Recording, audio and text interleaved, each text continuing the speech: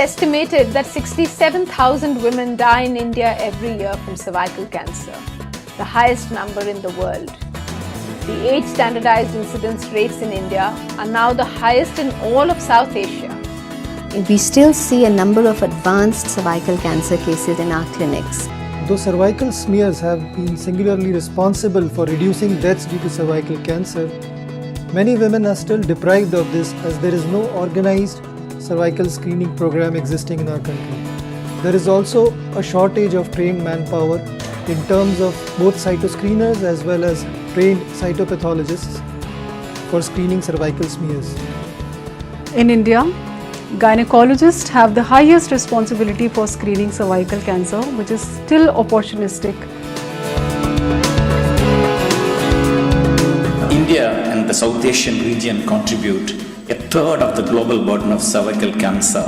In fact, the Indian government has given highest priority for cervical cancer control and prevention in its National Cancer Control Program.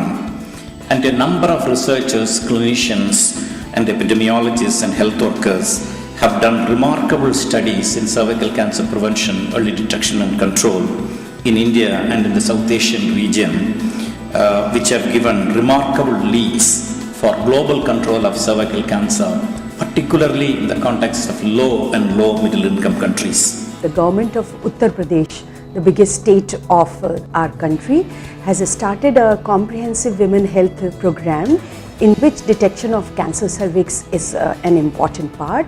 They have taken the WHO guided VIA, that is visual inspection after acetic acid application, and treating by cryotherapy, that is VIA and cryo, as the screen and treat program for population. They have also rolled out vaccination program in 28 districts already. In India, HPV type 16 is found to be exclusively very high.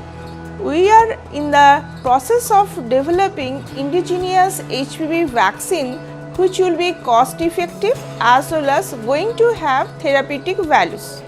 Rural women in India hardly ever visit a doctor in their lifetime. We from the Indian Society of Colposcopy realize this and are taking cervical screening to the doorstep of these women by organizing cervical screening camps in villages of Delhi. An effective one-step treatment for these women needs to be worked out. In India, we have a large number of gynecologists, pathologists, other clinicians who are interested in cervical cancer screening, cervical cancer prevention, both through vaccination as well as screening. A lot of interest has been generated over the last few years, especially because new technologies have come up. India having brought to the world the first data on a mortality impact in cervical cancer screening really deserves the international community to come here. There is a huge amount of enthusiasm, there's a lot of work being done, and there are a lot of people on the floor who are interested in doing screening. The idea to make Indian Society of Colposcopy and Cervical Pathology was conceived in 2005.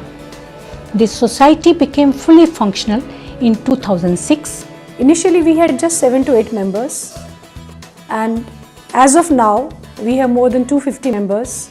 We also developed a training program for our members, and this training program is for 1 month.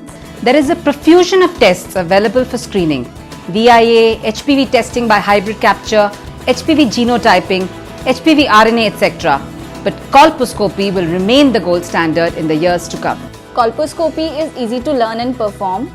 With the video colposcope, you can get trained in a really short time.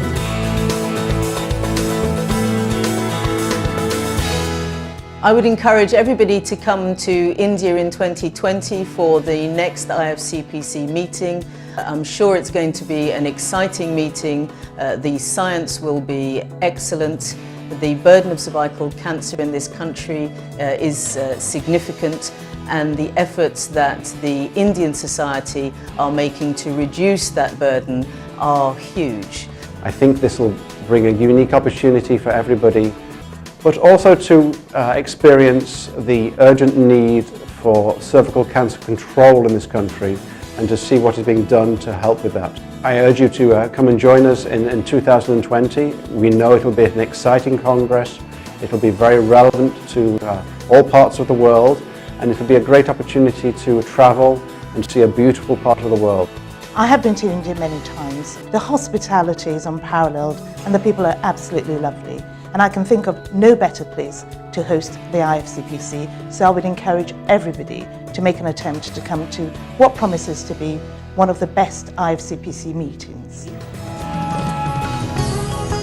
Talking from the Hyderabad Convention Center. It has a very good convention center with attached hotels, and there are a number of nearby hotels which gives the best facilities for a nice convention. Hyderabad has been a fantastic city and a fantastic event.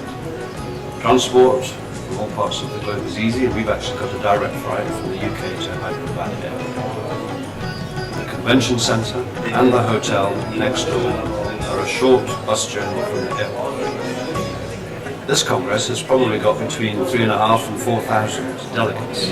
With enchanting diversity, the Indian subcontinent has snow-dusted mountains, sand-washed beaches, tranquil temples, feisty festivals, and is home to many religions in the world. Be the thrilling wildlife safari or a simple walk in the Himalayas, this country has the world's most exciting travel destinations. India beckons, India calls.